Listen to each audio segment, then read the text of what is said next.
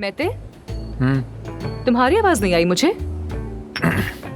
मैं भी। हाँ, तुम भी। बहुत खूब। यकीनन मैं भी चाहता हूँ कि आमिर वापस आए। मैं आमिर के आने की ख्वाहिश रखता हूँ। हमेशा से मेरी ख्वाहिशों में से एक है कि आमिर फिर से यहाँ मौजूद और अपने लंबे लंबे कदमों से यहाँ छलांगे मारे। क्योंकि बात यह है कि अब कोई मुकाबला रहा नहीं है। तमाम पेशेंट्स माजरत के साथ अब मेरे पास आते हैं, और जब सब मेरे पास आते हैं तो खाली गोल पर गोल मारना मुझे अच्छा नहीं लगता। आमिर आए और गोलकीपर बन जाए। ठीक है, तो जब ये बात वाज़ेह हो गई कि इस कमरे में मौजूद हर शख्स की मुश्तरका ख्वाहिश आमिर की वापसी है, तो फिर आज का दिन इकट्ठे होने का है। हम सब अपनी पूरी कोशिश करेंगे, ठीक है?